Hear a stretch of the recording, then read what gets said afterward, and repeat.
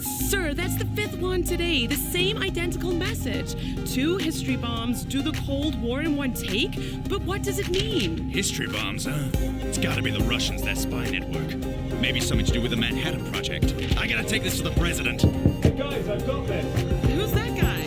Pass me the mic, I'm coming through. So you thought there would be peace after World War II? How could you be so naive to believe that we've seen the worst of the 20th century? On one side, the communist USSR v capitalist USA. Hoorah! The tension's about to blow sky high at the Potsdam Conference 1945. We did it, Stalin. Chalked up a win, and we've each got a nice little piece of Berlin. My victory, Truman. Your troops arrived late, but at least I've seized the Baltic states. So you're gonna pull back?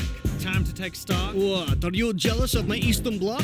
So you want Russian help to defeat Japan? Well, actually, I've got an explosive plan. The Potsdam Agreement split Germany and Austria into 4 occupied zones as an iron curtain fell across Europe. This was the only time Truman and Stalin met face to face. Just 1 week after the conference, Truman unleashed America's top secret nuclear weapon on Japan without informing Stalin, fueling mistrust between the former allies. This is George Kennan, reporting from Moscow, ma'am. Eyes only for Truman, a long telegram. It must be America's firm intention to contain Soviet global aggression. This is Novikov reporting from United States. Tell Stalin we must spend whatever it takes. The US are clearly laying foundations for total global domination. Kennan's long telegram influenced the Truman Doctrine and Marshall Plan, which provided aid to countries threatened by Soviet communism.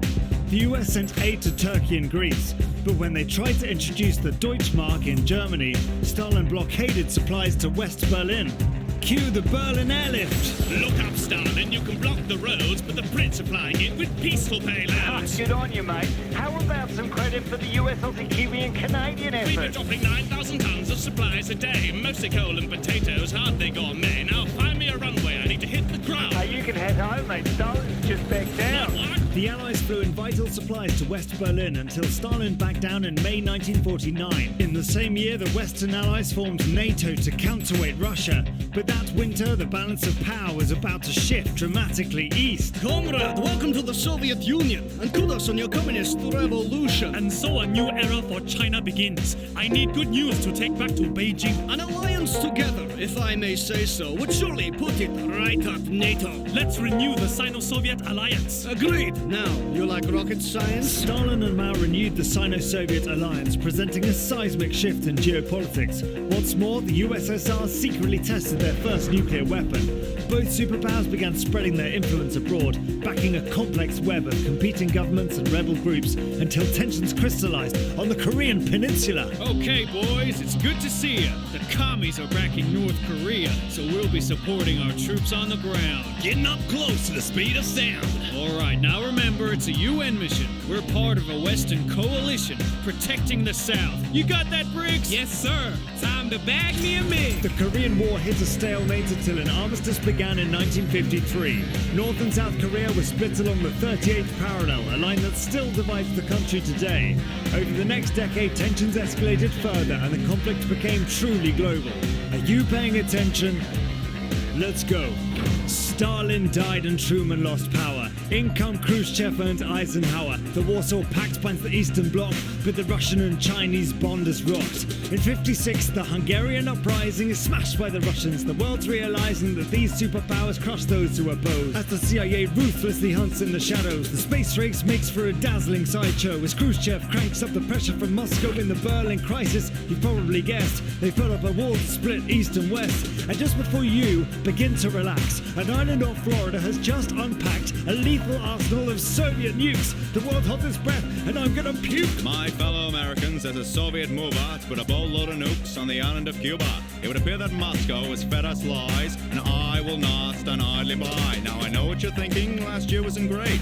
The Bay of Pigs was a big mistake, but after careful thought, the decisions be made. We'll stop Moscow ships with a naval blockade. For 13 days, the world held its breath as Washington and Moscow communicated via unreliable back channels. Despite some close calls, Khrushchev agreed to remove the weapons if Kennedy removed his own missiles from Turkey. Meanwhile, on the other side of the world, an ill-advised proxy war was growing out of control. Well, good morning, Vietnam. Lit by furious 5 napalm, scarred by a million brutal shells. A jungle paradise turned to hell. And is this battle really ours? Where's the just within this cause? America, elephant scared by a mouse drawing lines in the sand when the tide is out. For 2 decades, the US fought a futile war against communist-backed North Vietnam until the US withdrawal. In 1972, President Nixon traveled to Beijing and Moscow, holding talks to limit the arms race during a period known as détente. However, in 1979, Cold War tensions would ratchet up once more. Sir, we just got word from Afghanistan, a communist coup. Sounds like a Soviet plan. Yes, sir. The Russians are sending advisors. Clearly, they're trying to undermine us. So let's support the other side. The Islamist fighters... Yeah, that sounds fine. Encourage them to fight a holy war with the Soviet Union. Well, if you're sure... The Soviet Union sent thousands of troops to support the Communist Party in Afghanistan, but they failed to defeat local Mujahideen fighters backed by the USA. In 1987, Gorbachev and Reagan signed a treaty to limit nuclear weapons as the Soviet economy began to fail. And in 1989, the eyes of the world turned to Berlin. We're sick of silence. We will not rest. Berlin has won, not east and west. If there's one thing of which I'm certain, it's time to end this iron curtain. We must destroy this brutal vision, this ugly symbol of division. East and West, join the call. Hey, Gorbachev, tear down this wall. In 89, the wall came down, and Eastern Europe stood its ground with a sweeping wave of revolutions against their Soviet institutions. Finally, after 50 years of proxy wars and nuclear fears, the world began to heal the scars of countless battles near and far. And present day, fast forward the clock, we're still living with the aftershock. This global war for domination affected almost every nation. So don't assume this war was cold, that it didn't take a human toll. For the millions who died for their nation states, let us learn from their fate.